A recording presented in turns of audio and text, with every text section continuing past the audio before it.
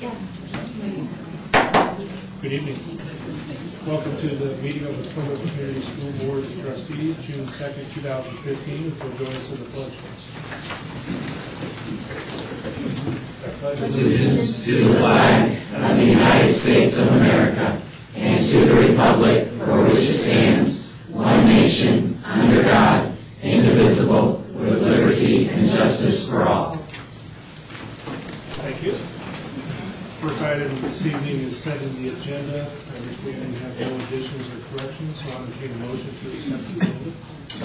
Second. Motion is second. All in favor, please indicate by saying aye. Aye. Motion carried. We have an agenda. Is there anyone in the audience this evening that would like to address any of the agenda items this evening? I'd just like to introduce a teacher. Is this the time to do that? Great. Not yet. I'm sorry? Not yet, right? Not yet. It's not the time to do it yet, right? But he's just letting me know. I know, but We'll probably have several introductions. I'm sorry? We'll probably have a few introductions in that regard. Anybody else? Yes, ma'am. Todd, I'd like to speak to the bus option going to Argus and Culver. My husband Mike Delp is coming, and he would like to too. He's You're his not proxy here. at the moment? Huh? You're his proxy at the moment? Well, no, we're both going to talk, but he's at another meeting, so Okay. thank you. Just make it strange. Okay. Anyone else? We'll have another chance at the end if something comes up. Thank you. I heard section 2 is our consent agenda. Are there any items that a board member would like to pull out and consider separately this evening? I have to abstain from one vote. Understood. If there's nothing that a board member wants to pull out separately, I would entertain a motion on the consent agenda. So moved. Second. We have a motion and second on the consent agenda, and I think we have a number of introductions, I think, that we want to have. So I don't know who wants to begin. Reed? That's my impatience, I suppose. I would like to introduce Cheryl Kane. Cheryl has been doing she filled in the last 9 weeks in our humanities class in the Innovation Academy at Lincoln, and she will be an English teacher next year or a humanities teacher, English teacher in our traditional part of our school. And we are thrilled to have her. We were thrilled to find her in April too when we found her. So she's done a great job and just moving right in. And I think many of you know Cheryl, okay, but would you like to say a few words? Well, I'm just very, very pleased and honored that I was able to find a position that I did when we moved back. My husband and I had original Plymouth attendees, graduates, lived here all our lives, have lived away with the exception of the past 16 years, and just were able to move back to Plymouth. I'm very grateful to be back home, and again, very grateful and honored to be able to find this position, and looking forward to next year at Lincoln Junior High. She's the one I can't vote for.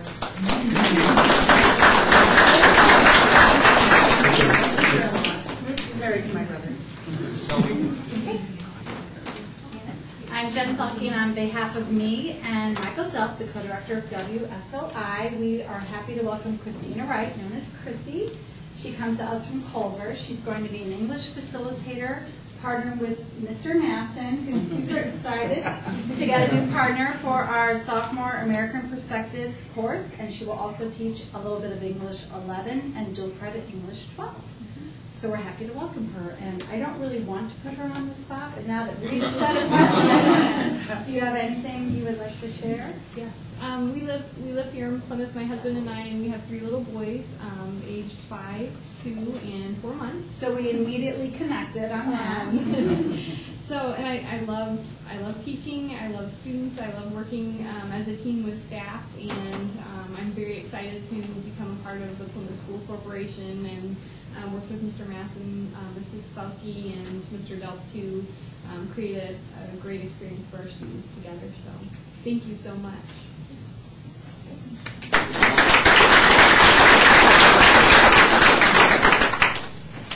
I have a couple of introductions. Yes, guest, please. Ted Brown, introduce him, moving over to the Director of Safety and Security. Ted is a Plymouth native and has been serving as a school resource officer for us. Ted? Thank you. Born and raised here, I graduated in 1987. Went to Purdue University. I've been a police officer for just short of 21 years. I've had an opportunity to work here in the school for the last 2 years, and it's been the greatest experience of my life. It was very tough for me to decide whether to take this position or stay where I was at. But I think this opens up even more doors for me to continue some of the things that I'd like to see happen. So I thank you, and I'm going to need all of your help. I appreciate it. Good choice.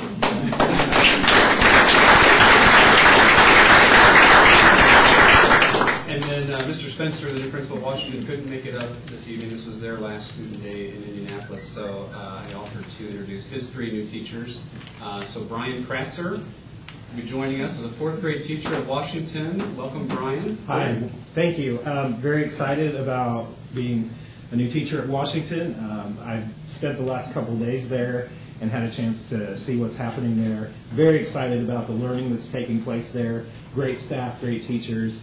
My wife is here with me tonight. We're from Bremen, and we're just excited about being part of the Plymouth Community Schools and want to really inundate ourselves into the community and become a part. So we're excited and looking forward to everything that's going to happen. Thank you, Brian. Thank you, Brian.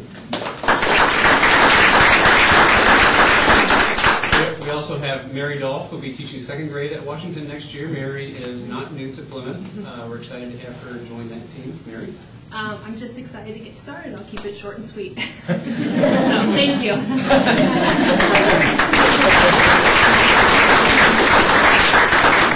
And then also not new to Plymouth or Washington, but will be in a new position next year. Kim Riddle will be teaching 4th grade. Thanks. I also am from Plymouth. I'm a 93 graduate, and I worked in the Plymouth schools in a couple other capacities as athletic trainer, physical therapist assistant, and an aide, and now I'm changing my path to a teacher, and I'm very excited, and thank you.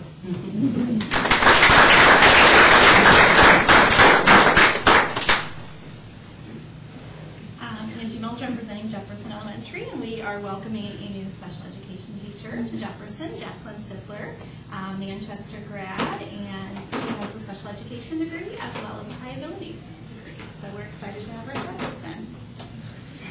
Thank you so much. The special education is truly my passion, and so getting the opportunity to teach K through 4 is really incredible, so thank you.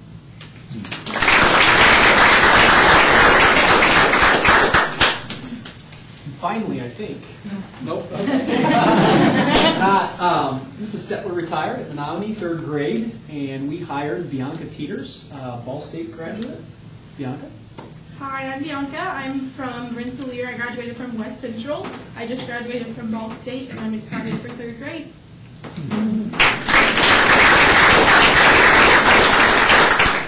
I'm Jenny Hirsch, the principal at Riverside, and I would like to introduce, these 2 ladies have had long interviews, okay?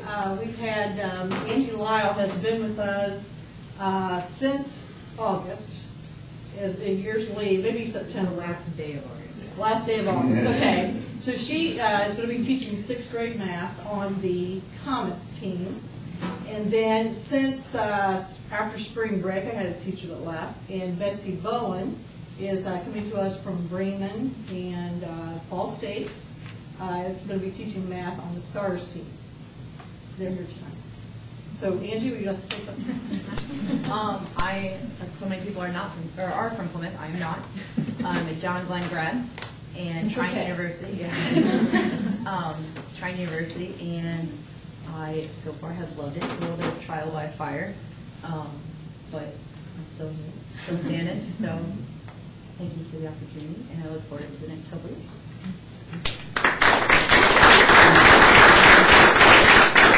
All right, and then like Jenny said, I'm Betsy Bowen. I'm also from Bremen. A lot of you might recognize my last name. A few of you do. But my dad is the judge here in Plymouth. So we do have our Plymouth ties, and then I also was born and raised in Bremen, so I am pretty close to Bremen as well. But yeah, I just started teaching 6th grade. Who would have thought 6th grade? But I love it. It's been a great experience so far. I've learned a lot. Thanks for having me.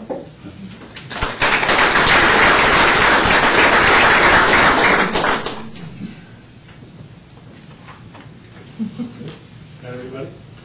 Welcome each and every one of you. Very excited. I think we have a motion and second on the agenda, right?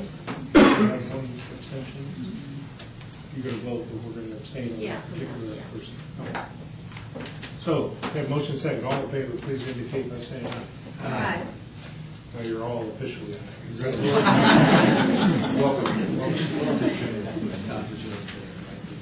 Excuse me?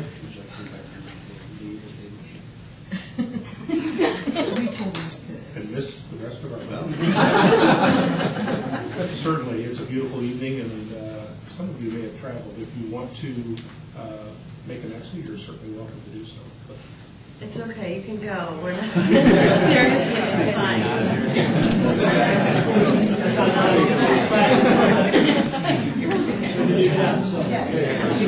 My turn.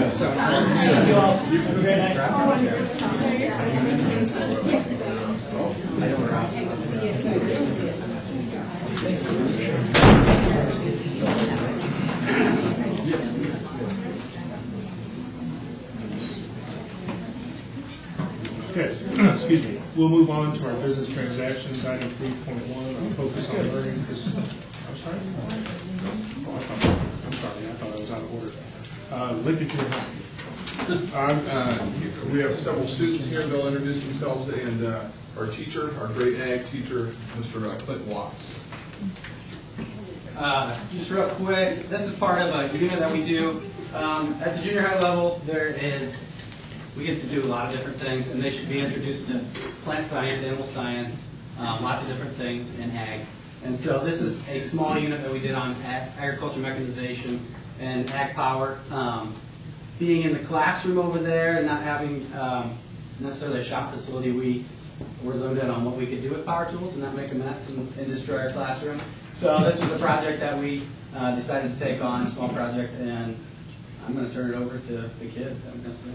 So you guys go ahead and wheel that thing out of there and up with the cord.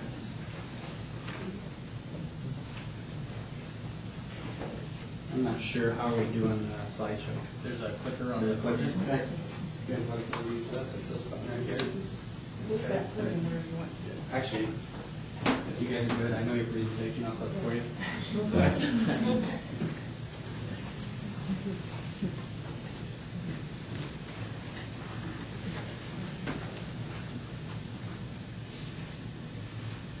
Agricultural mechanization. This is a project we recently did, and pretty much all we did was just, we had this wall and we had to figure out how to wire it and eventually make this light bulb light up. People here presenting tonight are Brian Sloneker, Kendra Langfeld, Nate Kraft, Jack Garner, and Luke Meisel. The standard we were trying to accomplish throughout this project was students establish a basic knowledge of agricultural power, structure, technology, and physical science.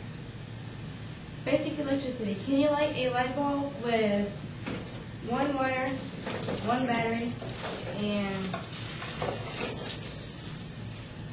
one light bulb? So we're going to pass these out to a few of you, and we are going to you guys. I'll give you one. I'll go back and get the rest of the materials.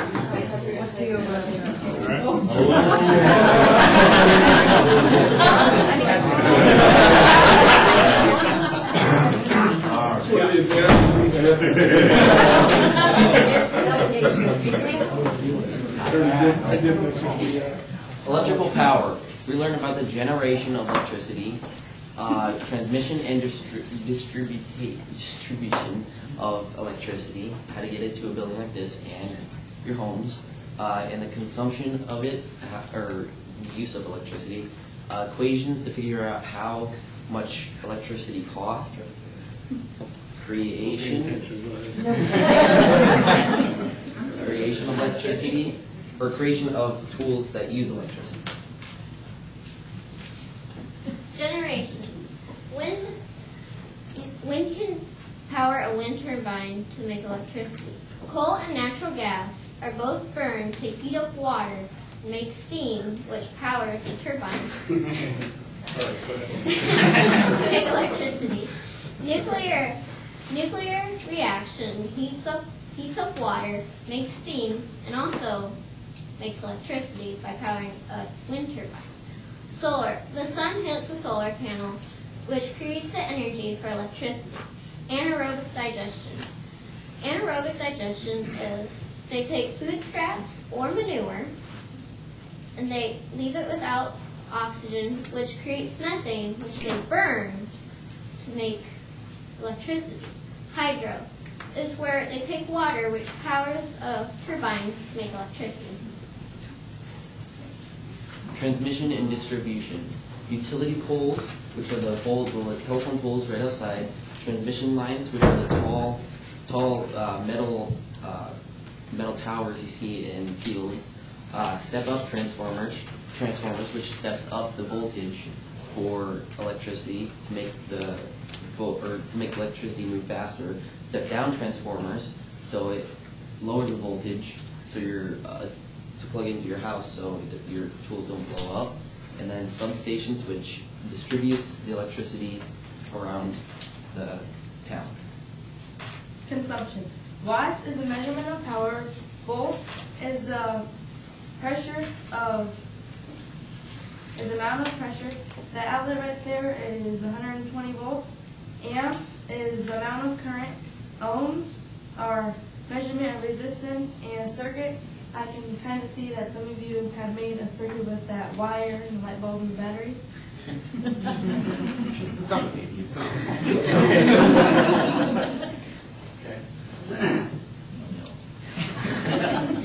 So we learned some equations, like how to find how many watts. So you can multiply volts times amps to equal watts. Then find how many kilowatts there are. You divide that by 1,000. You find out how much 1 kilowatt equals. You divide number of kilowatts and multiply it by 12 cents. The example is if you leave like a 100-watt light bulb on for 10 hours, it would cost 12 cents in Plymouth, Indiana. This is the wall that we had created.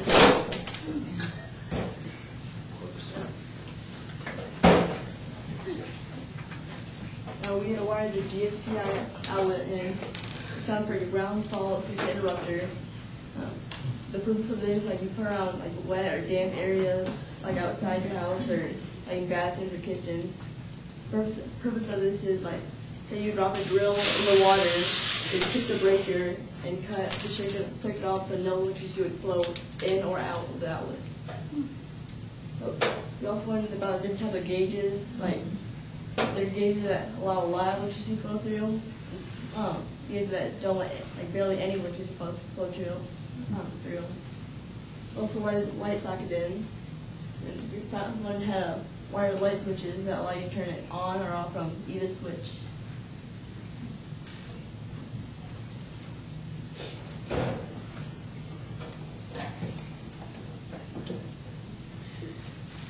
As you can tell, we had a lot of fun doing this project.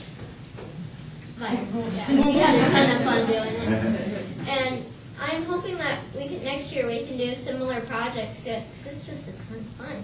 Thank you.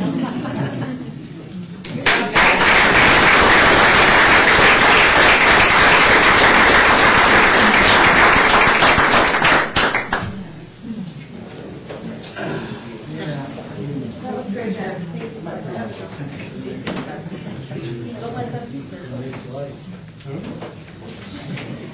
There you go. Good job.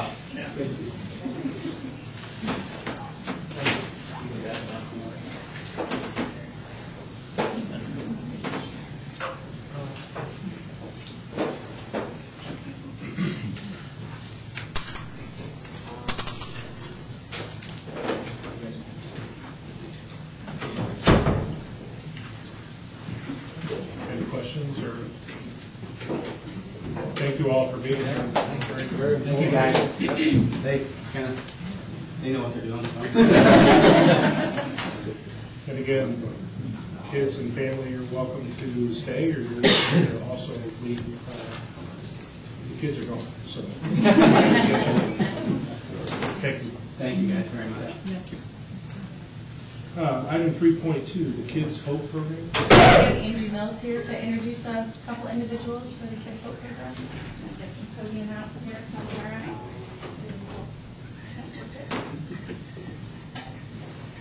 I'd like to introduce two individuals today. Sarah Spastic is a second grade teacher at Jefferson Elementary, and Colin Sheets with Crossroads Church that are going to speak on the Kids Hope Program and the expansion to Jefferson Elementary.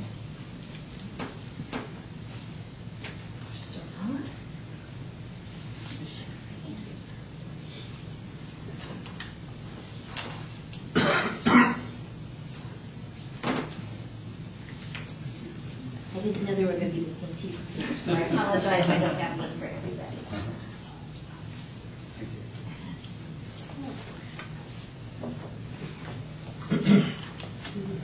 First of all, thank you for this opportunity to present my request for approval to start a Kids Hope program at Jefferson Elementary. I don't know if some of you were on the board a couple of years ago when you were approached about a Kids Hope program for Webster or not, so I'm going to give you just a little background about that. Why Kids Hope, you might say, and I have to say it just comes right out of my heart as a teacher. As a classroom teacher, I'm seeing more and more students every year that come with such gaping needs in their life, that need a caring adult to come alongside them. We're seeing parents, more and more parents dealing with addictions, parents that are incarcerated, young single moms. Jefferson has a 63% free and reduced rate, so that tells you there's a poverty level that we're also dealing with. And I see overwhelmed grandparents raising their grandchildren. I had 6 children in my classroom last year being raised by grandparents out of 28. So all these dynamics put together have created children in need. And as a classroom teacher, I can't just single out one child and pour the kind of time and energy and love into them that they really need to fill up the gaping holes in their heart. For an example, 2 years ago, I had a little boy in my class who also had a brother in our building. And this little boy's mother was put back in jail for drugs. His father had a felony conviction and couldn't find work because of his felony conviction. And they ended up living in a garage. They had a toilet but no shower. They had beds on the floor. And so how could I hardly even expect him to do his homework? They had heaters, no furnace. And so that's one example that broke my heart. One day it was time to go home. He had his head on his desk, and I said to him, "What's wrong?" And of course, if you know kids in this at-risk situation, it's hard to win their trust because they've been so disappointed over and over again. So I won his trust, and he finally raised his head and said, "There's no food at my house tonight when I go home." The buses were leaving. We scurried and pulled together some food for him to send home that night. And I went to Mrs. Mills and said, "You know, we have blessings in a backpack, and I'm so thankful for that program where we send food home every Friday with our most needy students so they have something to eat on the weekend." But I said, "What about the holes in their hearts? We're filling up their tummies, but what about their hearts?" And then I had the real clincher for me as a classroom teacher that really said, "I've got to do something," was last year when they came and took a little boy out of my classroom at the end of the day. And CPS came, and I waited with him in the office, and the look on his face. He'd been in 4 foster homes. Both parents were in jail for drug convictions, was living with grandma, and now was being removed from that to go to another 5th foster home. He didn't say a word to me, but the look on his face, and I felt so powerless to help this little boy. Couldn't ask any questions. They can't tell you anything. It's just this boy that I loved all of a sudden was ripped out of my room, and I don't know where he goes or what happened. So I felt in my heart then, after that look on that little boy's face, I had to do something. So I started talking to people and found out from my partner that Trinity United Methodist Church had partnered with Webster and had a Kids Hope program there. And then when Mr. Tyree actually came and spoke to leaders at our church at Crossroads, we invited community leaders and said, "How can we better serve our community?" And Mr. Tyree recommended the Kids Hope program at that time. That was about 1.5 years ago. So I learned about Kids Hope, and in the front of your brochure at the bottom you can see it says, 1 child, 1 hour, 1 church, 1 school. So we couldn't join Trinity in their effort at Webster and piggyback on that. The requirement is that it's one school, one church, and so we had to have our own program, our own affiliate with them. Began searching for, researching more and more about that, found out it would cost us $3,000 to $4,000 to become an affiliate, which was kind of pricey. And I decided to go for a grant and applied to the Marshall County Community Foundation grant and was funded this spring for that to help offset the cost. The church is also helping to fund that also. Kids Hope is a good match in my heart because my husband and I are involved in marriage ministry, and marriage mentoring is the theme of what we're doing, and I've been working with couples throughout northern Indiana for 11 years, and I've seen the power of mentoring, how somebody coming alongside someone else and investing can change a life. So I'm already sold on mentoring. I'm already a part of Jefferson and a part of my church, so I'm a natural bridge and link there, and I'm willing to be the director of that. And I heard success stories coming out of Webster. I heard one child said the second week, "You came back," which I think tells you a lot about what their pattern in life has been. Another child said, "You came just for me." And so those stories, I approached my pastors, proceeded with the grant, and I'm here today to ask for your approval for us to begin that program. If I'm granted that, I will proceed and go to training in July in Springfield, Ohio for 2 days and come back and recruit and train mentors from my church and hopefully launch the program in September. You will see inside your brochure there's a blue rectangle on the inside that talks about separation of church and state. So if you had any questions or concerns about that, that's covered. And there will be strict adherence to separation of church and state. I want you to know there's also 100 Kids Hope affiliates already functioning in the state of Indiana, so we're not the Lone Rangers out there starting this. And I'm just open to questions that you might have for me as far as what else I could tell you about that. I wanted to share. I asked Carrie McGuire, our own Carrie McGuire, if she would just give a word. I didn't know she would be here tonight, so I'm going to read her email to me. I said, "What could you say after having Kids Hope for 2 years at your school that I could present to the board?" And I'll just read to you. Webster Elementary started the Kids Hope mentoring at the beginning of the 12-13 school year. We had 10 children paired with mentors for the first year. This school year, we'll be able to expand the program to include 14 children and mentors.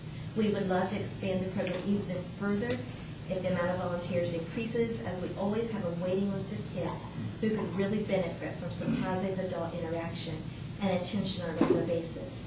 Some of the children here have said that they couldn't wait to come to school because they knew they'd get to see their mentor that day. The mentors provide the children with interaction they may not get from doing a craft or playing board games or cards to even reading a book together. We always have other children asking if they can get a mentor, since they know their classmates who have mentors look forward to the time and enjoy the weekly interaction. There's a lot of research to support that positive adult interaction can greatly increase a child's motivation and increase their success in school. I think any child that has opportunity, any school that has opportunity to participate in the Kids Hope mentoring program should not pass up the opportunity. Any questions for me? Members have any questions? I just want to say, I think it sounds like a great idea. And thank you for doing it. I'd like to introduce my pastor. Colin Seitz is our senior associate pastor, and he'd like to speak on behalf of Crossroads. Thank you, Sarah. As a grandfather of 4, it pains me to hear stories like Sarah was telling. And at Crossroads, it's our passion to partner with our community to make a positive impact, to build up our families and communities in this area. And so when Sarah presented the opportunity and we heard that it was already being done, I was aware of that, having pastored a church in Michigan and had contact with Kids Hope. So I strongly endorse it. Our folks are excited to participate. We're looking forward to volunteering and adhering to the guidelines that are laid out for us.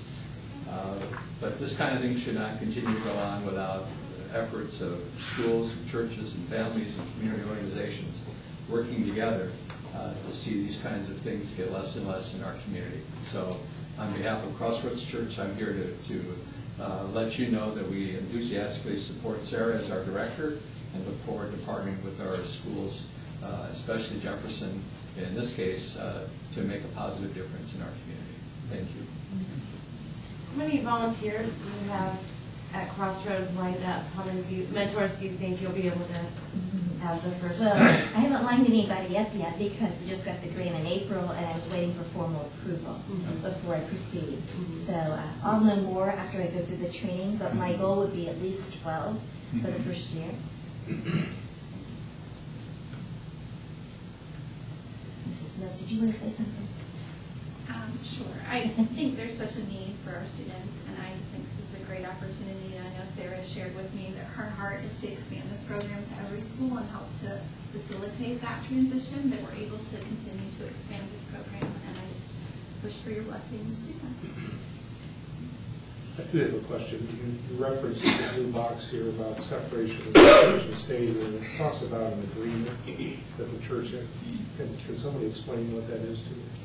Yes, there's an agreement that the church signs off on that we won't introduce our beliefs or whatever into the mentoring situation.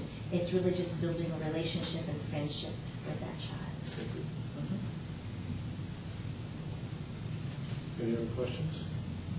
I think it's a good program, and I would so move that we join up with Jefferson and Kids Hope. Second. Have a motion and a second. I have another question. The grant that you referenced from the foundation, is that for a year? Or is that for? It's a one-time grant because the affiliate fee is a one-time fee. Okay. And then we pay so much a year for additional training, which is a small amount compared to the $3,000 to $4,000. I didn't know that covered the training you referenced. Yes, it does cover the training and materials, and they also have a staff available to help coach us through the process. Any other questions? Thank you very much. We have a motion and a second to approve the request. All in favor, please indicate by saying aye. Aye. Any opposed? Thank you very much. I think maybe somewhere down the road, I think we do this often with new programs that come into the school, that we get some follow-up, not only maybe from Jefferson, but Webster as well. I think that would be helpful. I just talked with Pastor Mead from Trinity today. He came to me and said, hey, we probably need to come and do some follow-up at a board meeting. So we put that on the agenda to do. Okay, we'll move on to item 3.3. Thank you all. Consider curriculum content adoption social studies. Yes, last month we presented you with the top 2 choices from the committee, and since then we've met with the committee May 20th. They chose their number 1 choice, and that is what we are bringing to you tonight for your consideration for approval. We have some committee members out there as well from the textbook committee. So, who was on the committee? Just so I'm aware. Thank you all for doing that. I know it's a big time commitment. Well, first, let's get it on the table. Is there a motion to approve the recommendation? So moved. Second. Motion is second. Are there any questions related to the recommendation? Hearing none, all in favor, please indicate by saying aye. Aye. Any opposed? Motion approved. Thank you all. Item 3.4, consider textbook fees K through 12. So these fees will reflect the adoption materials that you just approved, and it also includes the elimination of several fees that were no longer applicable for our families, and so we wanted to get those out there as well. So you see those changes. This is K-12. Sometimes we separate those and do it for you since we lumped the adoption together. We wanted to do the fees together as well. Get it on the table. Is there someone who would like to make a motion? So moved. Second. Motion is second. The information regarding the detail was in our packet, so if there's any questions related to that. Seeing or hearing none, all in favor of the motion, please indicate by saying aye. Aye. Any opposed? Thank you. The motion is approved. Item 3.5, consider educational tours, student historical trip to Europe in 2017. I'd like to introduce Mr. Condon, who will introduce his guests and talk a little bit about this. Good evening. Thank you for letting us come before you. Mrs. Falstich, a member of our Social Studies Department, along with Mr. Wolf, who is busy trying to win a baseball sectional as we speak, approached me. How are we doing, by the way? Well, we weren't doing too good when I left, but I'm confident we're going to come back. So they approached me a while back about an opportunity to take an educational trip to Europe. Gave me a rationale why. I thought it was captivating, great experience for students. Took it to Mr. Tyree, and together we felt that it had merit to bring it to you for question and answer tonight. I'll introduce Mrs. Falstich and her guest as well. All right. Ryan and I had both kind of gone on educational tours when we were in school. Mine was a little simpler, just to Gettysburg and Washington, D.C. in the 8th grade. But Ryan actually went on a similar trip to this when he was a junior in high school. It's a history of World War II and the Western Front tour, 14 days in Europe. So we thought it would be kind of a neat opportunity for our students if they decided that it was something that they would want to pursue with their parents. Obviously not all students would financially be able to afford it, but because we're kind of planning pretty far ahead, they have the opportunity to make monthly payments. And this far out, right now we're planning on possibly doing this in the summer of 2017. The monthly payments, if they wanted to commit to the trip, are pretty affordable. So the cost and the itinerary are in there.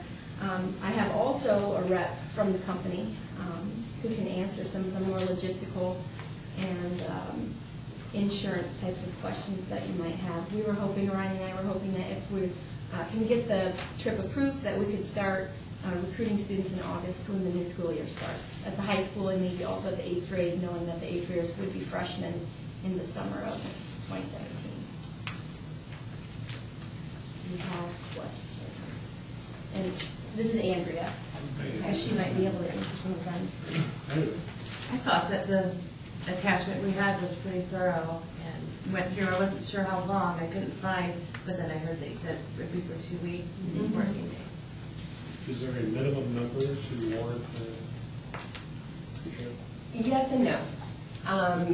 The short answer is no. What we do is we work on a model of group travel.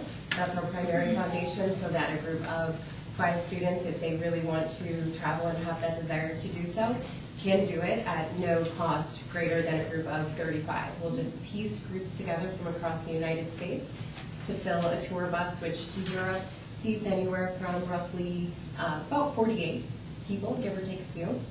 So that cost that is spread amongst an entire group instead of telling a group of 5 that either they cannot travel or now the cost has increased significantly. Some schools choose not to want to do that option, which is why I said yes and no. So if you choose to require that there's a minimum number from one school traveling so that you are not paired with other schools, that is certainly up to the discretion of the administrators and school board. What number would constitute an adequate group from Plymouth not to be teamed up with? Not to be teamed up. At no additional cost, 41 paying participants would render a private tour. Students, not chaperone? It could be students or parents, if parents are invited to participate in the trip as well with their students. So the cost is, okay, so there's, I answered my own question, sorry.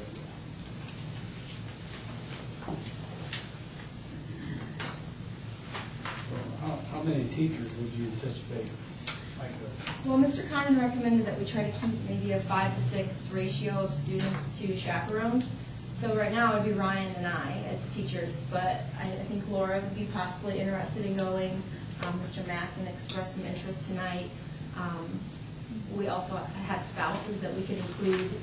Mr. Condon suggested that Mr. Olson go with us as well to have an administrator. To be a school board member. That maybe also any nurse or doctor that we might know that we could encourage to come with us to help with that might be a good idea too. So really, if we keep that kind of ratio of 5 to 6, that would probably be best. Are you going to try to do any type of fundraising to help offset anything, or? No. The plan for this trip was really just for those students who can afford it, and they manage the monthly payments. Their parents can pay right online, and we can kind of access that they are paying and who's paid to make sure or encourage them if they need to catch up. But that this would just be if you can, and if you can't, then no. Students do have the opportunity through EF to do some individualized fundraising.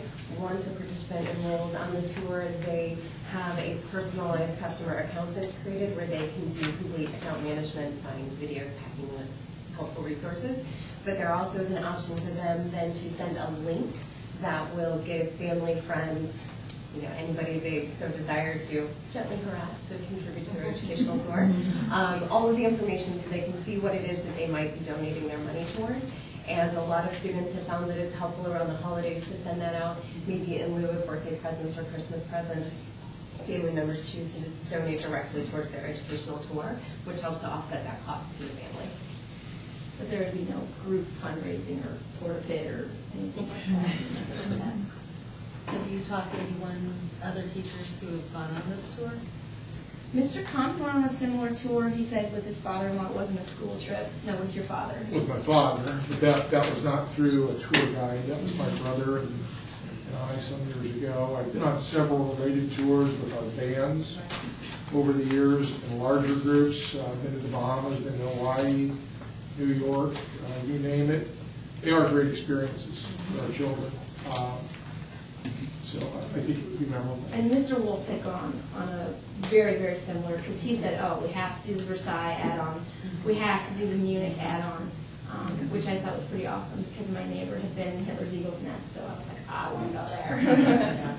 So because he had been to a lot of these locations on his tour when he was a junior in high school, and his mom did choose to be a paying adult that went along with him, so there might be some parents that would want to do that with their children. And I've been on tours too with Mr. Haynes. I would suggest you talk to him too. He's got it down. He's given me the books before of some of his tips, so. Yeah, it sounds like a really great opportunity for our kids. I think it's really cool. I agree. When it says fly overnight to England, where do you start from? London. Well, they're going to be flying out of Chicago. Chicago. Mm-hmm. We live in a crazy world. People sign up, pay their money, some world event. What happens? There are three possibilities for cancellation. So you're asking specifically world event, but I want to cover all three so there are no questions. If a student signs up and enrolls on the tour and then, say, fails math class and mom and dad decide they're not allowed to participate in the trip any longer, there is a standard cancellation policy that applies to everyone. They are eligible to receive some form of a refund up until 30 days prior to departure. The amount of that refund will be dependent upon exactly how much money has been paid towards the trip and how many days in advance they choose to cancel. Also included in the price is the, you can see that global traveler protection, and that is essentially insurance protecting the student in a number of ways. Part of that is accident and illness, and that covers, say, a student is participating in a soccer game before the trip happens, breaks a bone, can no longer participate in the trip. Through the insurance, they can file a claim to be reimbursed for the cost that they've paid towards the trip. That also covers unexpected things. A parent loses a job unexpectedly, loses their home. One of these unforeseen types of events can be covered under the insurance. We also have a peace of mind policy that's free of charge. It applies to all of our tours. This covers acts of civil unrest, acts of nature, different things like that. If something were to happen and as a group the determination was made that it was not comfortable at that time traveling to a destination, we would work with them to either change destinations or change the date of their departure, depending upon what that situation was. If the U.S. government were to put a travel ban in place to any destination because of something political or civil taking place in that destination, we would then cancel the trip regardless of how the group felt about it. And all participants that had paid into the tour at that time would be eligible to receive full refunds.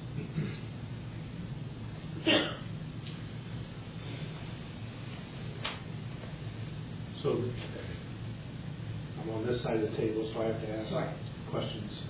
What liability, if any, does the school have? None. Every tour is covered by a certificate of insurance. It's a $15 million liability policy. It covers the school, the district, and the teacher traveling. If you need something, if you need that certificate of insurance for school records, anything of that nature, we can certainly get that for you without any somebody.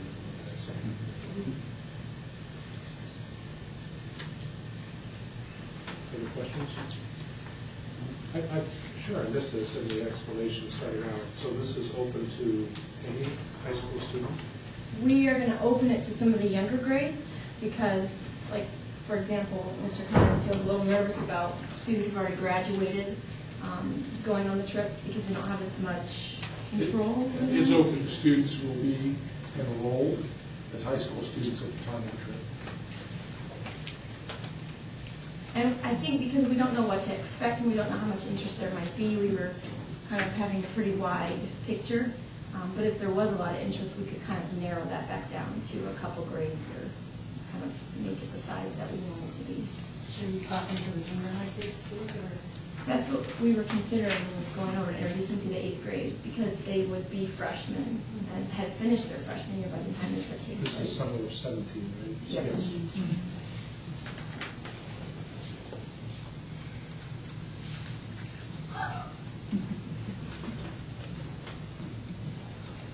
Other questions?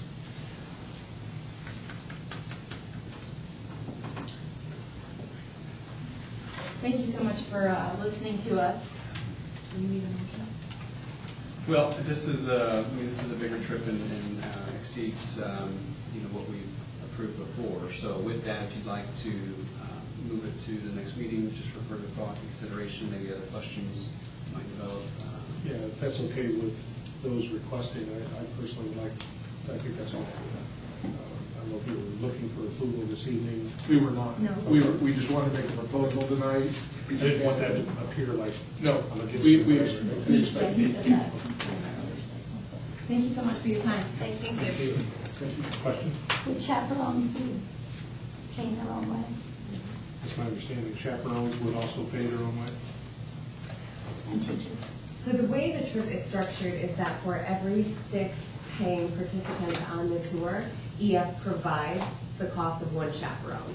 So typically those chaperone spots are filled by educators at the school, assistant, principals, other teachers, department heads, potentially school board members. I can't make that decision for you. I suppose we could make that part of the motion.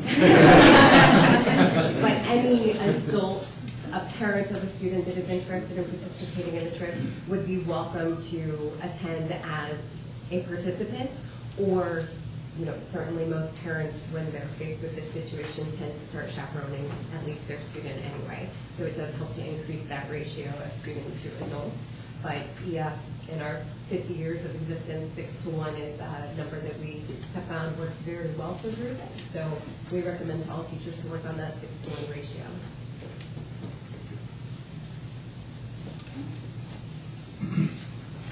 Okay, so we'll have that on our agenda for the next meeting. 3.6, commission hire. Yes, we do have a few positions to consider. We have looking at 2 elementary Title I intervention teachers that would be split between, each would be split between 2 elementary schools. This would be pending the final Title I grant approval. And they would just be further assisting our students who are in need of intervention, as well as providing some more assistance with our ESL program. Provide them all to you, break them up together.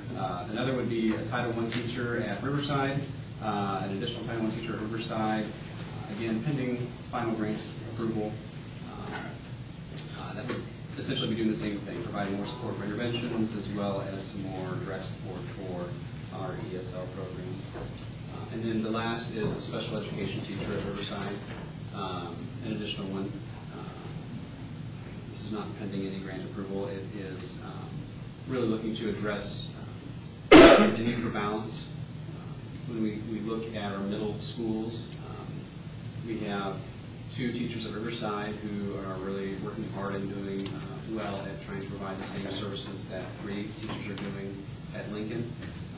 Those caseloads, as far as the number of students for whom their teacher of record is significantly higher than the other school at the middle level. The needs are taxing and present.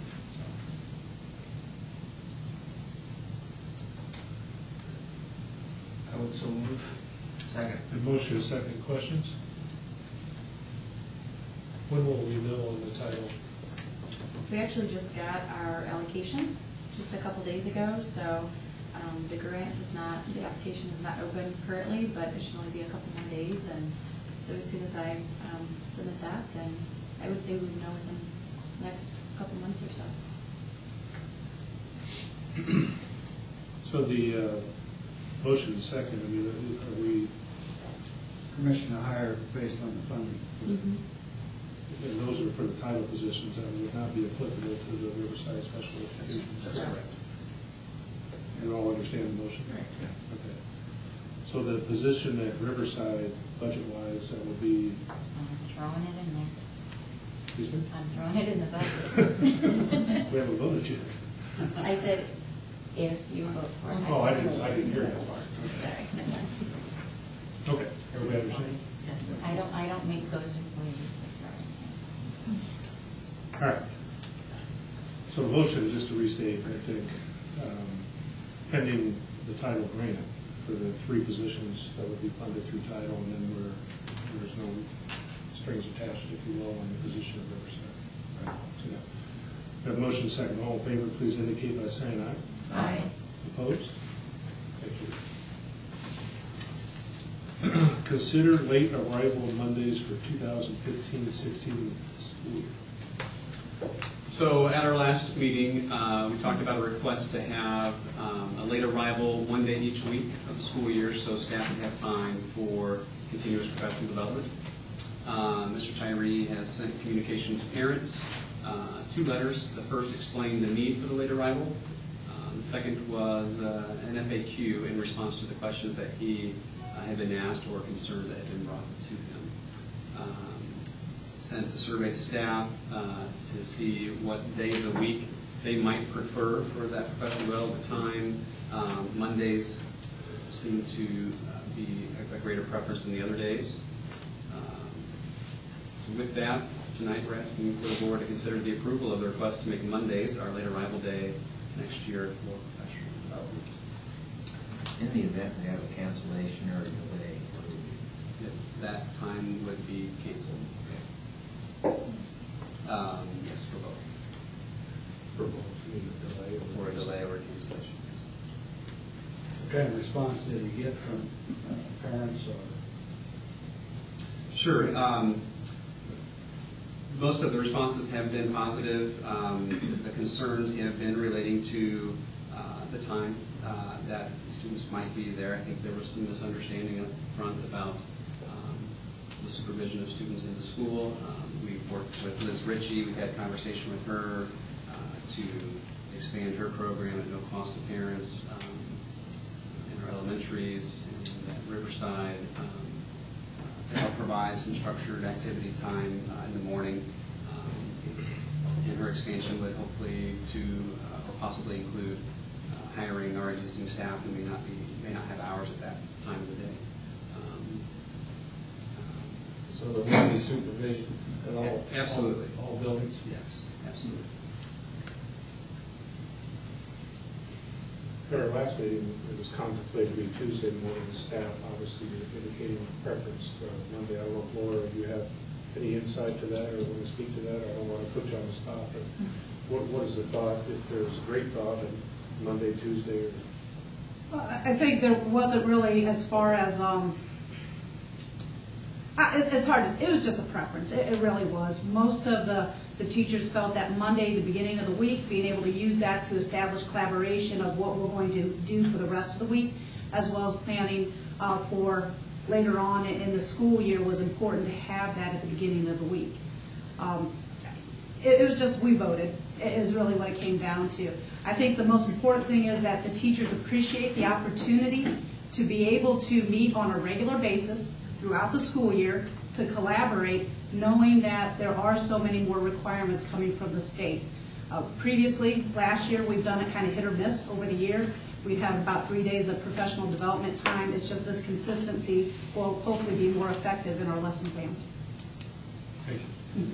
I think Monday makes more sense, really, any day of the week. And just to make sure I recall correctly, this then does away with the early release on Friday. That is correct. Yes, it would still have one professional development day in the school year, right around Blueberry time. And so with that, we would So we'll select. see it right through that. We will continue to structure effective learning time as well. I'm kidding. So with that, we would identify 6 of those Mondays that we would not have structured professional learning for staff. The schedule will remain the same for our families. Mondays will still be a late arrival, a late start. I shouldn't say late arrival, a late start. We still provide that supervision. We just wouldn't have those structured things for staff on those days to make up for that time on that professional day that we're still building it.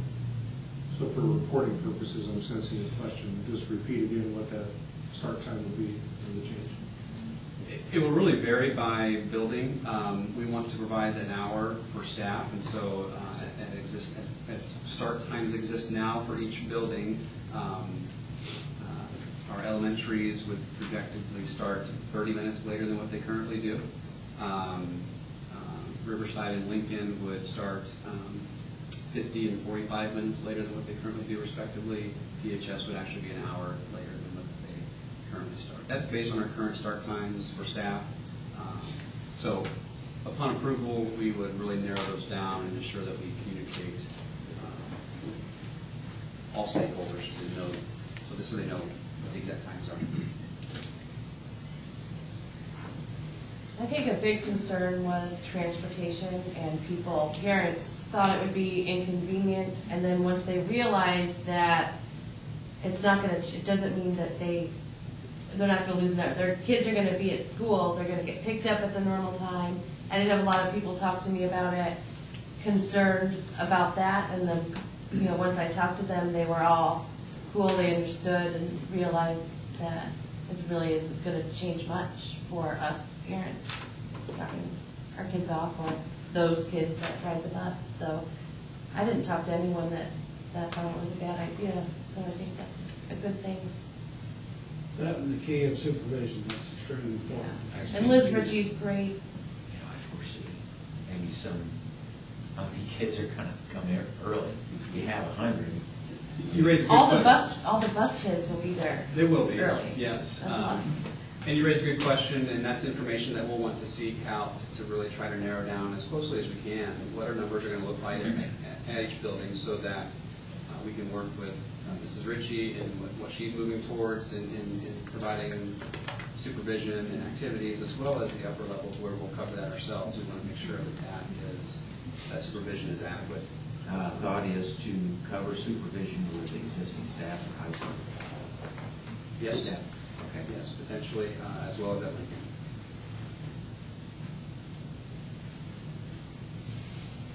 I think it has a lot of merit. I think the teachers need that time to be horizontally and vertically, and with all the new state mandates, I think it's a must.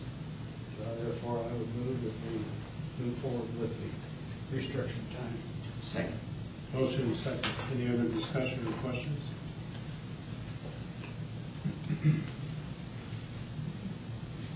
Hearing and seeing none, all in favor, please indicate by saying aye. Aye. Any opposed? Motion approved. Karen, I have a question. Are you assuming then that children with special needs who have a one-to-one aid, that aid will still be available for those kids? Absolutely. Service provided for and students, IEP would not be compromised. Thank you. Okay, item 3.8, consider providing transportation from Argus and Culver. So at the last meeting, we saw permission from you to have Mr. Schoaf investigate providing bus transportation to out-of-district transfer students, particularly from Argus and Culver. Mr. Schoaf has looked into that, and I wanted to invite him forward to share some of his findings with us.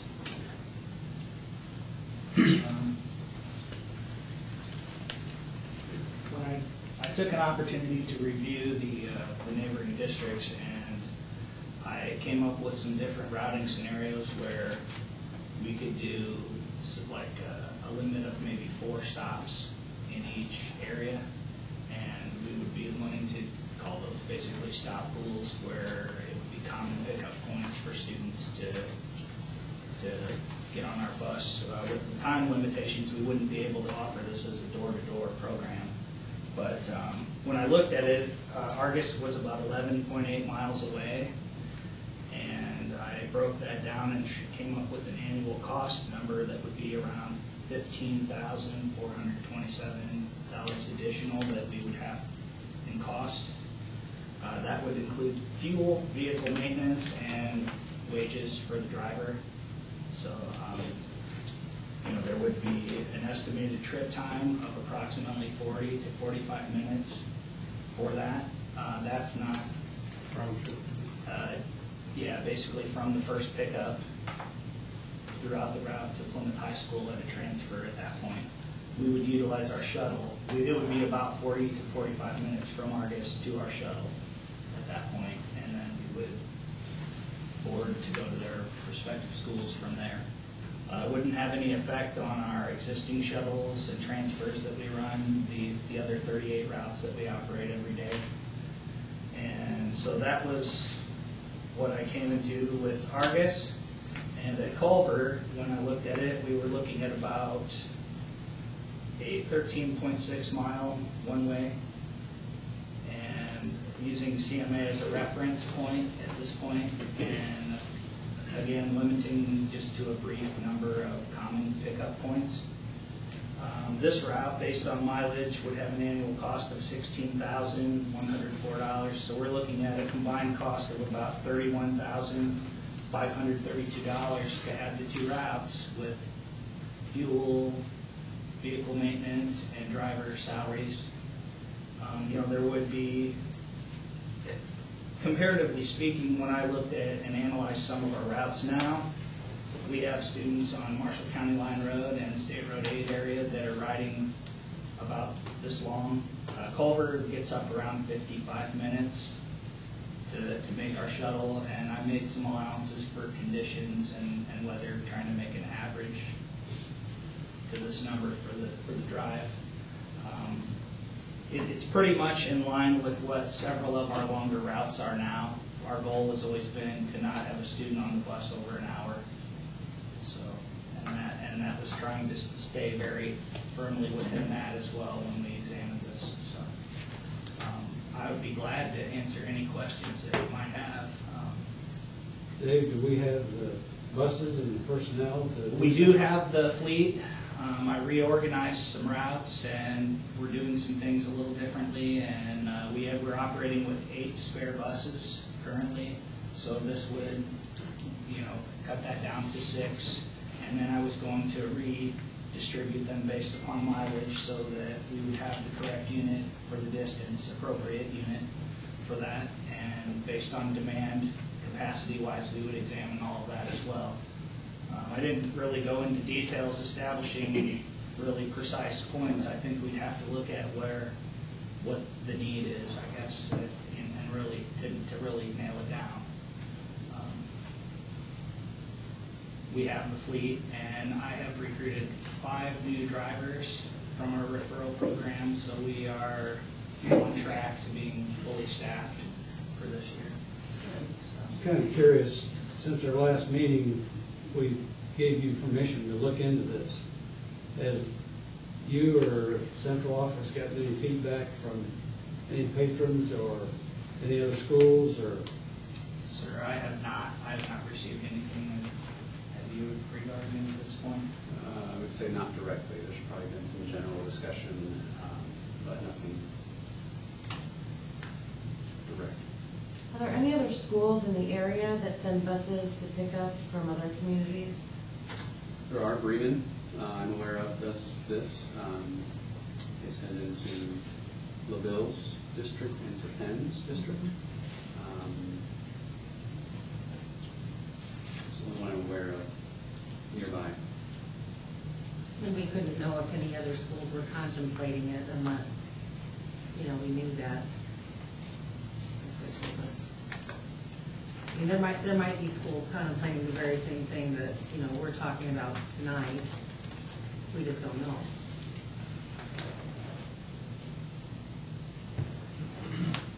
And we would be able to pick up, like, the kids that are already coming in from those districts that parents have to get here. Yes, we would. Could pick them up. At our designated locations to offer that. Do you have any idea how many students we have from Argus coming in now? Yeah, I looked into that. Reside in Argus? Right now, it looks like we have about 50 students, K through 12, coming from Argus. We had about 22 over the past 2 years have been new to that group. So,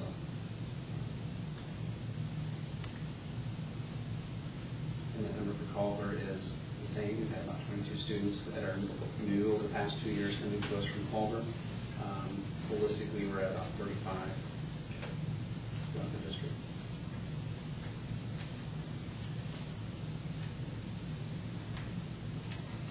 Dave, this is the first time that I've heard any actual numbers, and I don't have anything, that was on my agenda. Could you tell me again did you say it would cost 31? To provide both routes, it would be $31,000. We typically operate on about a 50 cents per mile number for vehicle maintenance and things like that. And then we have fuel cost. An average school bus gets about 7 miles to the gallon loaded. So based on the mileage calculations, in the 180 days and all of that, and just our average repair costs, and with salaries based upon our current route system and payrolls, that would be about the cost. It would give us a better utilization of our fleet. When we started taking newer buses out of district and doing things like that to save some money, different operational strategies, I felt pretty comfortable with 5 to 6 spare units that we could operate and not have any issues. So I thought having 7 or 8 units was a little bit on the heavy side for us. So, Andy, do you know, besides the kids from other areas that come, have there been parents that have contacted? Is there interest that has been shown to develop a bus route there or anywhere? Any of those? I just had a call today come in, a family in Rochester who wants to come to Plymouth as an out of transfer, was worried about the transportation, and so not communicated any intent or anything that this might be a possibility. We have a group out of Culver who carpools. I know when I was principal at Washington, they were carpooling and would often chirp in right here about it'd be great if you send a bus through there to help us out from time to time, but it was in passing just.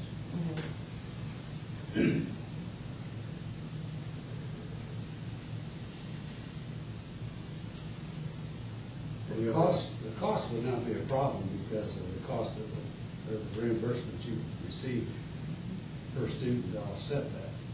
The only thing that bothers me is the state has put us in a position where not only Plymouth but surrounding schools have to do anything and everything to keep their enrollment up and attract new students and so forth. And it's too bad that has to happen, but the bottom line is that you look at TV, you see all kinds of marketing, you get stuff in the mail from other school corporations. I mean, you got billboards. I mean, everybody is marketing and advertising, and that's the ball game today. And it's too bad, but because Argus, Culver, Triton, all these schools have a lot of things to offer. Plymouth has a lot of things to offer, and it's too bad that it's come to what we're attempting to do, because I respect all those other schools, but at the same time, if we don't do it, somebody else is going to do it. And it bothers me that we have to take this road, and I think there's merit to it. But on the other hand, I respect what these other schools do and what they offer. And that's the sad part about it. Essentially providing the transportation, you just don't have opportunity to push them over, so to speak, to be interested in attending Plymouth. I'm assuming if they wanted to attend Plymouth or some other school, they would have been doing that already. Am I wrong? You mean it just makes it easier? If they were like Correct. on the edge, like, well, maybe, well, if they offer buses, then I will. That Right. what you mean, yeah. Or their family situation, because they just don't have a way to get that accomplished. I understand.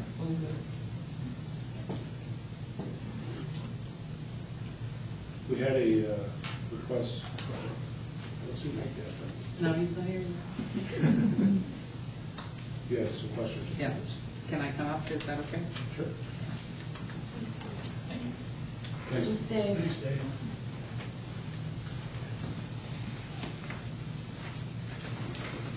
One of those.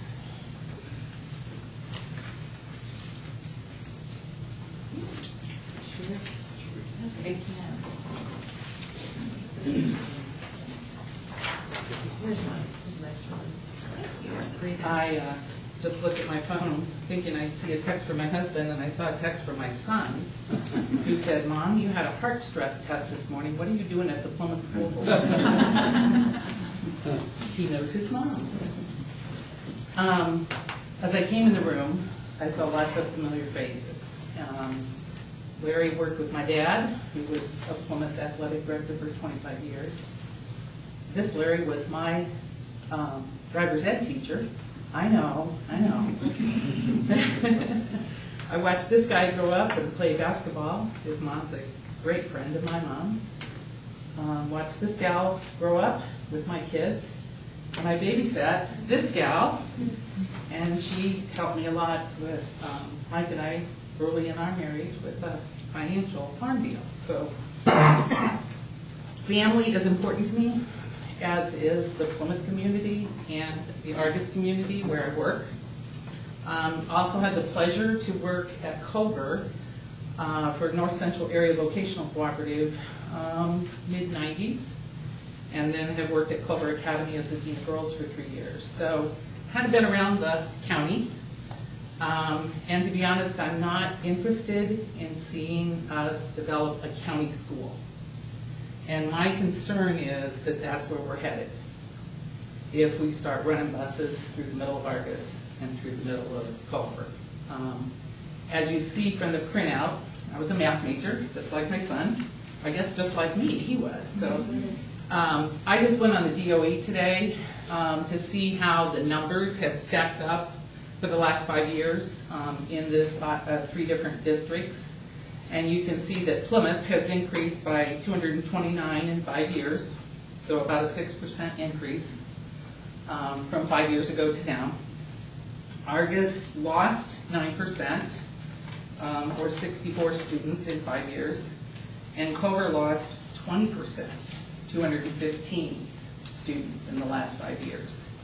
And honestly, I'm concerned that a bus going through those 2 towns will eventually be the demise of those schools. Now, I have no way of knowing if a bus came from the other districts here and brought them to Argus and Culver, what that would do. But Marcia, your mom's name, Melissa, I don't know of any conversation. Yeah, don't call you Ruth. I don't know of any conversation occurring yet in those 2 districts, and I did talk to some Culver people today who had no idea this was happening as a possibility. And, you know, I understand the marketing angle, but to me this is one step beyond marketing. This is transportation. And right now I pick up 3 kids and bring them to Argus from Plymouth, okay? I'll be honest about that.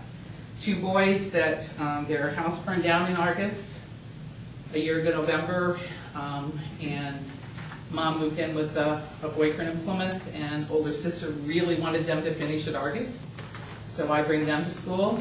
And another young lady who lived out in the country, and she needed a fresh start. They moved to town about January, and her parents asked me if I would pick her up. So I tease my new superintendent about having my own little bus route, but I don't feel bad about that, because I know for those 3 kids, the smaller environment that Argus offers is really what they need. And I do see that there's a treasure in each of the school corporations. I don't see one having a huge advantage over another. I see that there is a very specialness about each of the corporations. But if you start driving a bus through the middle of Argus, it's like the big boy coming into town and flexing his muscles. And I just don't think that's where we're at as a county yet. And I don't think that's neighborly. I don't think that's where I, as a taxpayer, want to see this corporation go. And I don't think it's fair to kids, to be honest with you. I think it's going to create extra stress on school corporations that are already very stressed financially. And I really don't think you as a board want to do that to 2 very good school corporations.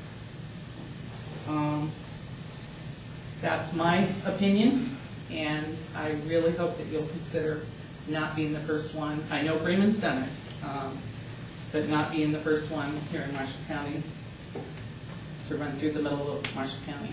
So, any questions about what I gave you? Any idea how many students brings in because of this? You know, I asked somebody that today that works at Argus that her kids go to LaVille, and she didn't know. She didn't know.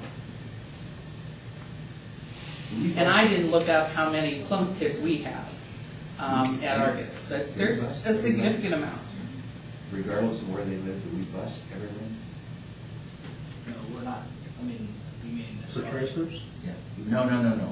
In our district, we bus everyone. We have a walking boundary of 1 mile walking. 10 miles from school. I'm sorry? It's a mile. We have a 1 mile walking. Only in Plymouth weather, I think it's going to say. I used to walk from out by Encino. Uphill both ways. A thought just occurred to me. If I'm a parent of a student that is not able to be bused, but you're taking a bus to Argus and Culver, and I say, well, you know, it's within a mile, pick my kid up. Do you have an obligation to do that or not? That's a hypothetical question.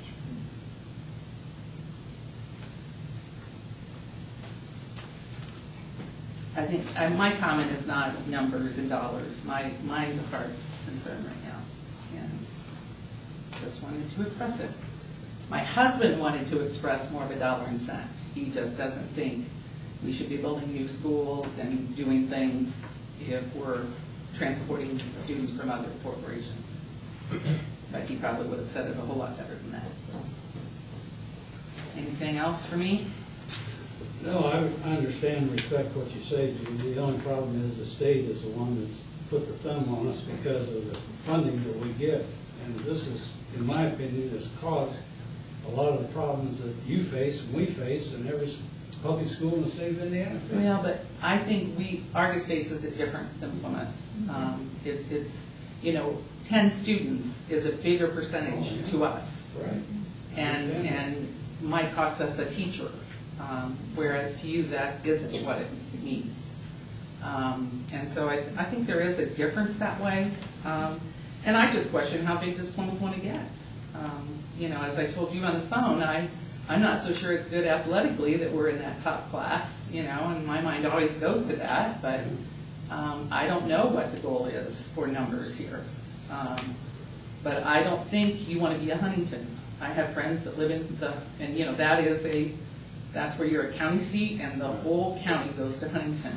And you've got kids busing for an hour and a half, and you've got kids that will never, ever make a ball team or see the stage or be able to participate in things.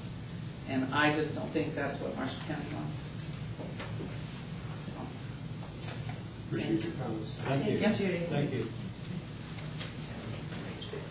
I'm sorry. Yeah, we have feelings. I have a couple questions about this, if I may. That's fine. And I, just so we get into the record, just name. Name is Bob Byers. Mr. Schoaf, how many handicap buses do you have in your fleet?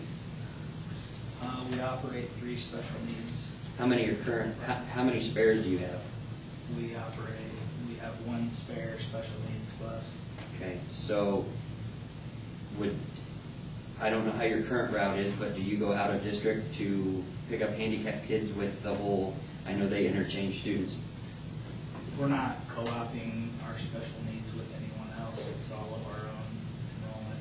So if you have say somebody in a wheelchair from Argus or Culver, what are you going to do about that? Because that would take your one spare special needs bus out of commission and put it on a full-time route. Well, I would have to look at the logistics of it and what it would require to reorganize that route. I mean, at this point,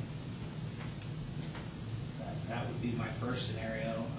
Always, trying to keep reasonable ride times for students as a priority. But if the opportunity were there, I would reorganize the route and redesign it a little bit and see what I could do to not have to add that fourth bus. Thanks, sir. In reference to taking kids out of say Argus, say one of their teachers gets laid off because of, for lack of better terms, the school's greediness, is Plymouth Community Schools going to guarantee that Argus teacher a job because he or she lost it because Plymouth's running a bus through the middle of their town? That happens all the time, everywhere.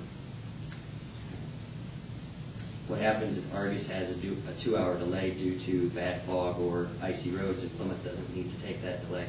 Are you going to send a school bus down into a considerably dangerous area weather-wise to pick up your students? Are we going to send a bus in a dangerous area with students? The answer is no. Okay. So what would you do in the event Argus had a 2-hour delay due to bad weather and Plymouth didn't need to take that? I don't know the answer to that, but I know we're not going to send a bus and put students in danger. Thanks, sir. I think that's all the questions and comments I have. Sir? Yeah, I'm Brett Sanders, and I'm on the Argus School Board. Well, thanks.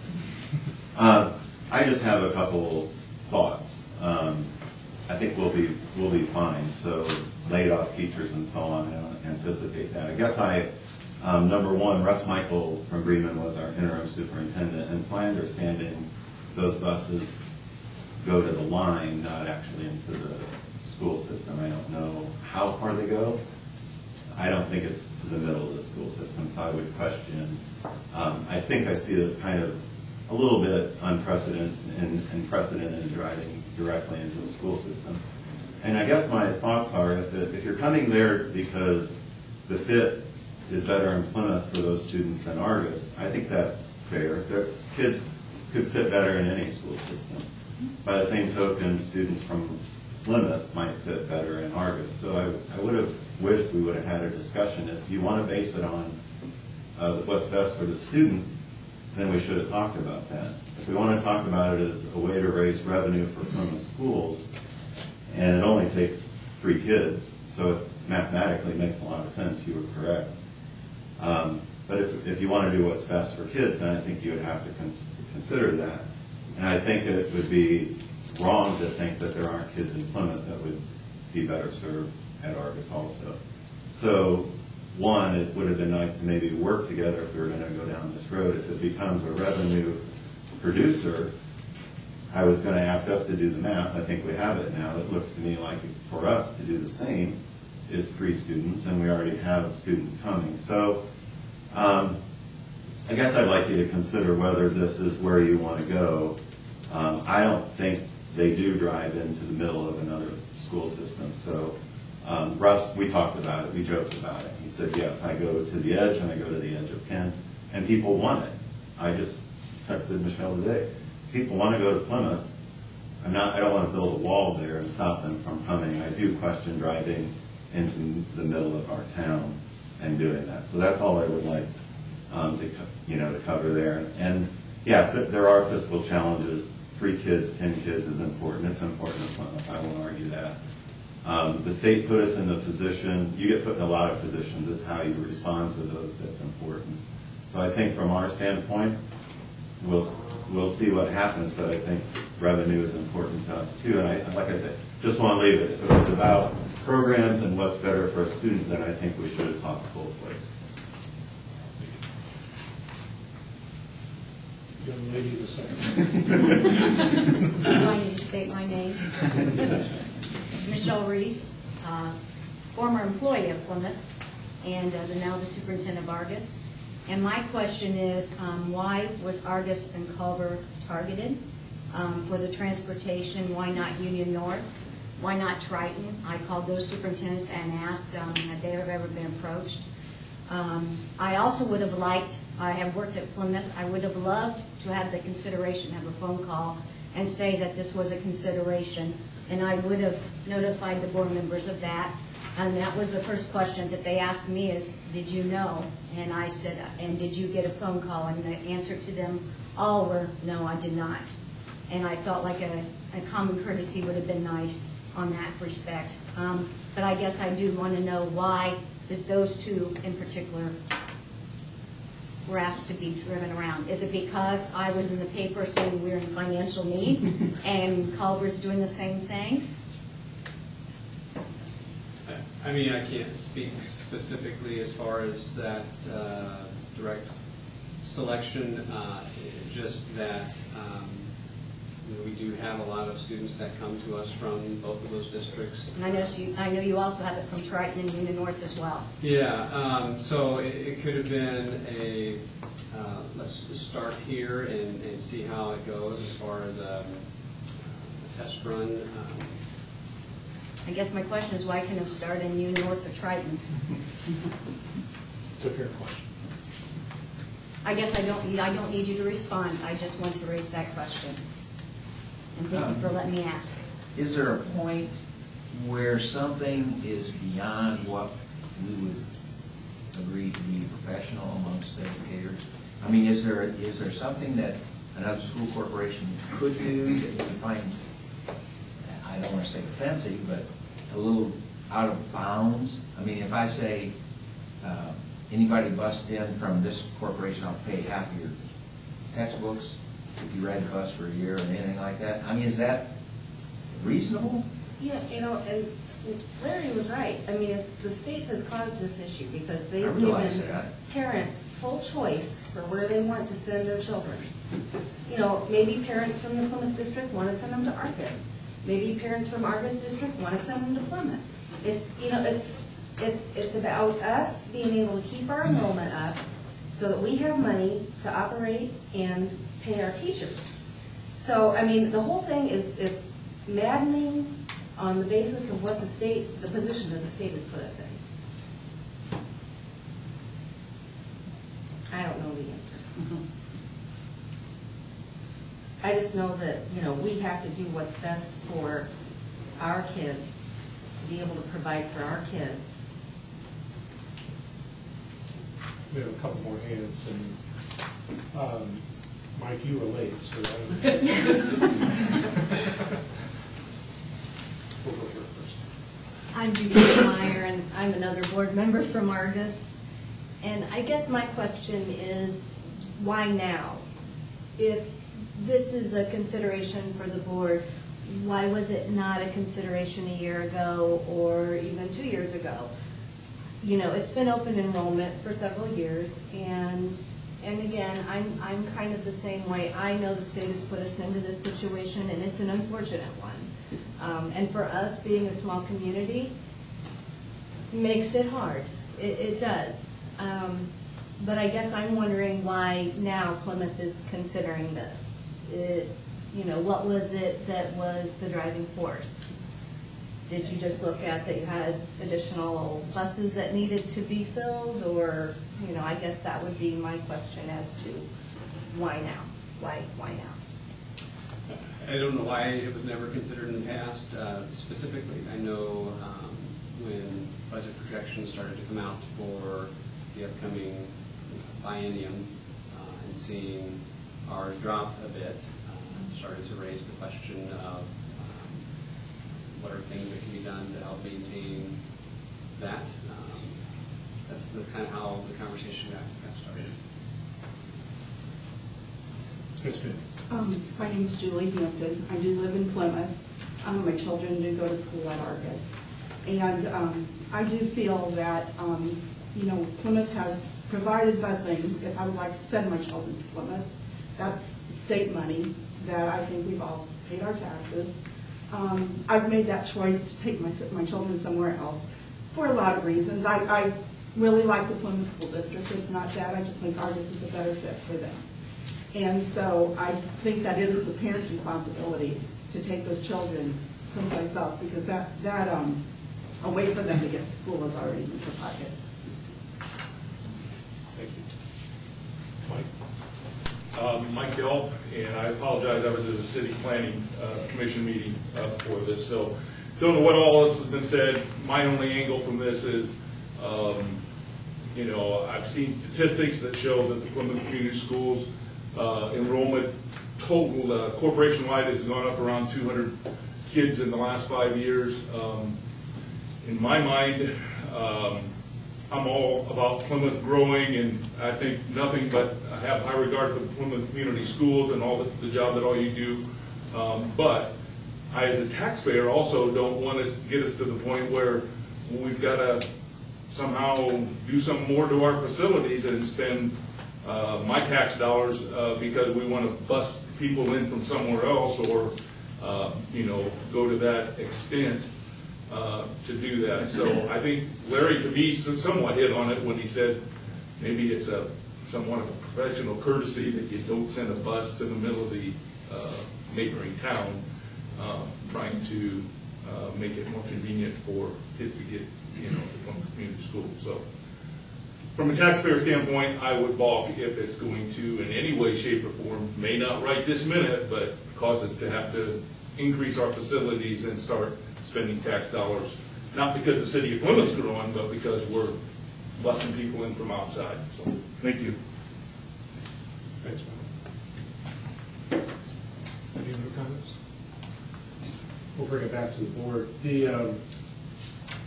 I've thought long and hard about this, and I'm just going to speak for myself that I'm not in favor of this. And that's not a direction towards our administration for bringing this idea to us and investigating it, which is what we asked them to do. And I understand, Larry, what you're saying, that the state has put us in this position. And we've been rather creative in terms of how we have addressed things that are put before us, and I forget who said it. It's not what they do to us, it's how we react to it, I think is.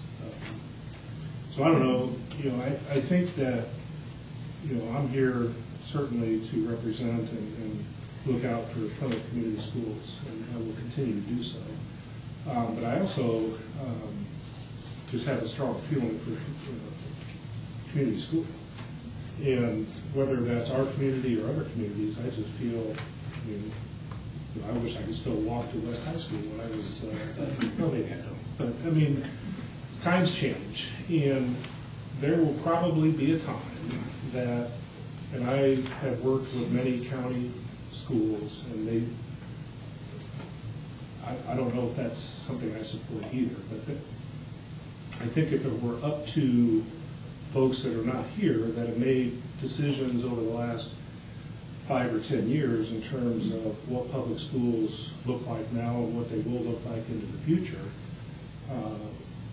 you can point to a number of actions that were taken that are going to make it very difficult for small school corporations to survive.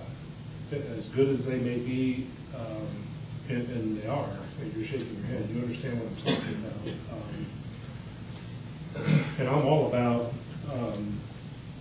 getting involved in what are the solutions to that.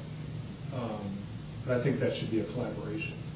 And again, we asked for this to be looked into, and I appreciate all that, and Dave, all the work, and I'm just one person. But this is not something I'm ready to do.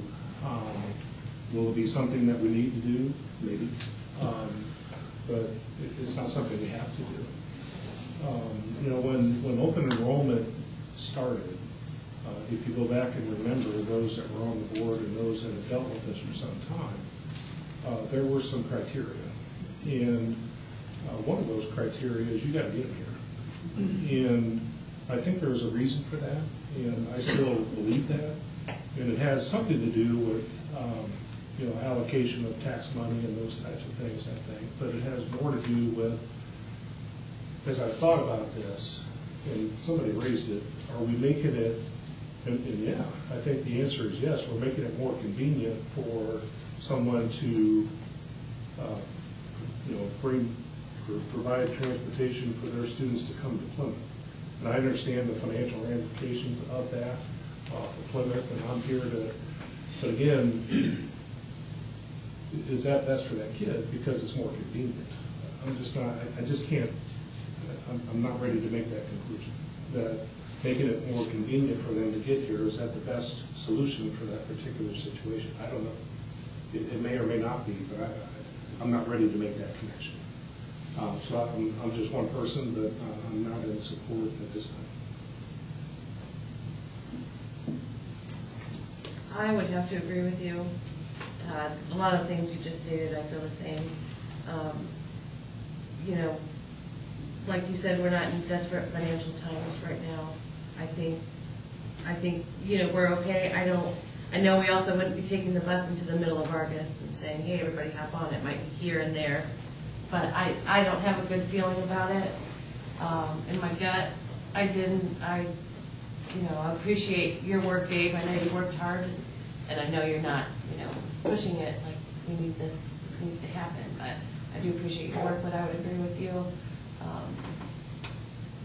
I don't really feel like we need to send buses to Argus and Culver. If they want to come here, we welcome them with open arms, but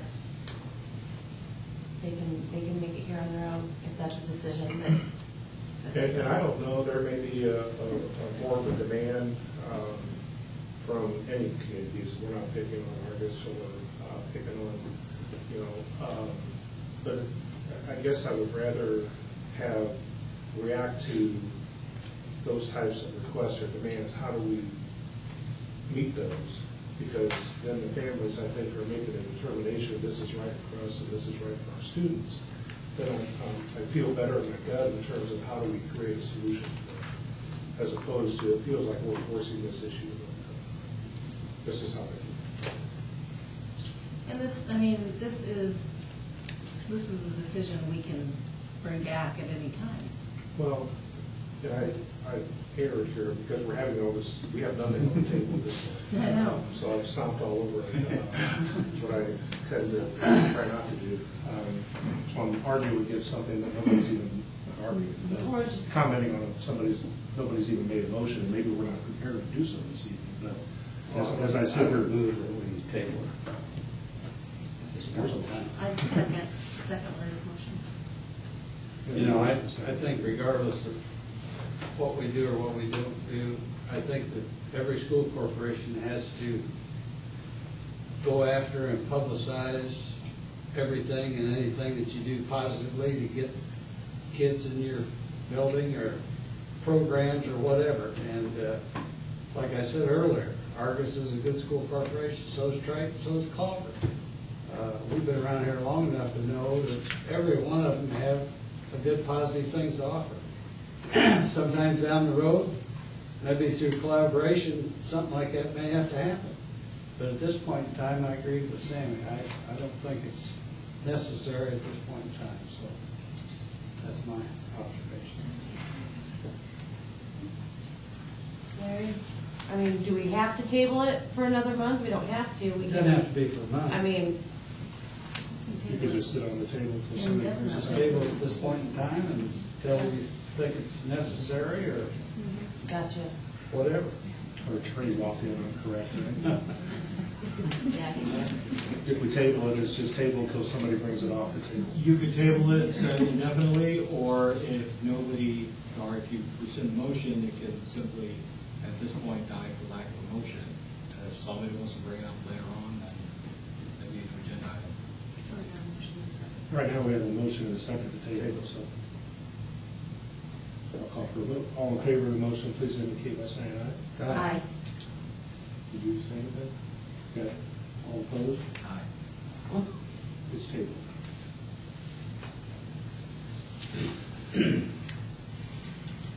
Okay.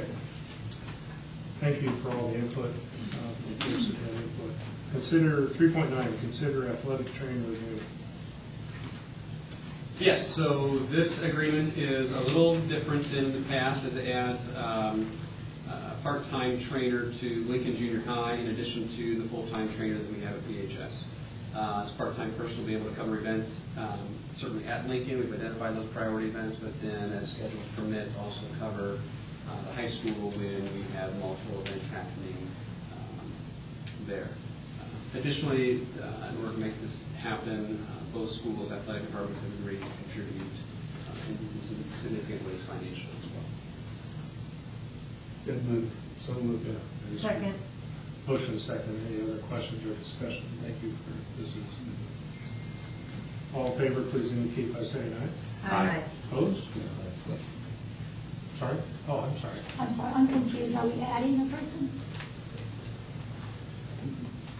In our agreement with St. Joe, we'll be looking at adding a part-time Or person. adding a part-time person?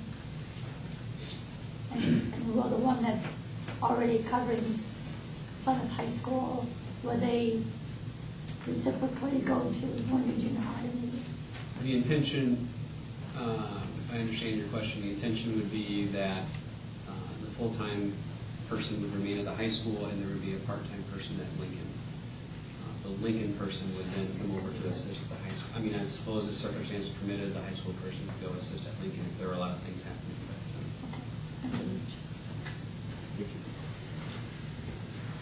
3.1, consider resolution 2015-5 to refinance pension bonds. The Indiana Bond Bank is offering the school corporation an opportunity to refinance our current pension bonds. And after consulting with our financial consultant, Kurt Fletcher of Umbon Associates, we would like to request the school board consider the resolution 2015-5 to refinance the pension bonds, which would end up saving the corporation approximately $190,000 in payments incrementally over the remainder of it. You heard the firm that I am a partner of. I'm going to abstain from any action on this. We are a financial advisor to the bond bank on this, so I'll be glad to answer any questions. Second. Anytime you can save money, it's good. We have a motion to second. Any questions or discussion? All in favor, please indicate by saying aye. Aye. Opposed? And I will abstain. 3.11, consider public, I thought it said action, auction, June 8, 2015 for excess items. As allowed in Indiana Code 5-22-22-4, the corporation is permitted to use a licensed auctioneer to advertise the sale and conduct a public auction of the property to be sold is one item with an estimated value of $1,000 or more than one item with an estimated total value of $5,000 or more. And we have met that criteria. Dave and his crew and staff members have asked. They've got storage facilities of items that are no longer, they're considered excess items that we would like to offer up to the public. So it'll be on June 8th. Where is this going to be? Right back behind the bus barn. Old bus barn. Service center, sorry. Old habit, sorry. An example of items. Gator up for auction? We couldn't find that in the athletic department, sorry. Nice try, Larry. Desks, chairs, computer monitors, like the Dell computer monitor. There was an activity van that is slated to be replaced this year, and the trade-in value was so low that we thought the auction might be a better route for it. I'd make a motion to go ahead with the public auction. Second. And motion second. Any other questions? All in favor, please indicate by saying aye. Aye. Motion approved. Legislative update. I don't know if you have anything. I really don't this evening. I mean, legislative session is concluded, navigating through budgetary changes and things like that. There's always changes and things become more complex and politically more money is allocated to vouchers in private schools and things like that, which tends to be frustrating. A lot of work was done. The only other thing I had really was relating to high-step testing. There was a bill that indicated that might go off the table and go to a national test, and that ended up being sent to a study committee. So we'll wait and see what happens there. Thank you. Laura, anything? Oh, your hand's already up. Yeah. I just, as the conversation went from the busing to legislative items, one thing we may consider as we have superintendent from Argus here, school board members from Argus, Plymouth school board members. About a year ago, I went and listened to Donna Burrows speak at Triton, and she gave an outstanding presentation about the funding for schools and how it's determined and what it means to small communities. So maybe it's time that all the small community school boards, and we have the teacher associations, which I know would support you in this, band together to start speaking up to the state legislator and tell them enough. Because until we do that, nothing's going to change. And that money will continue to go to the different sources that's going to put a financial strain on us. So we do a lot of creative thinking for finding ways to bring in money to the corporation. Let's do some creative thinking about how do we address the state legislator to get some of this to stop. And if we band together, we have a much better chance of having success at it.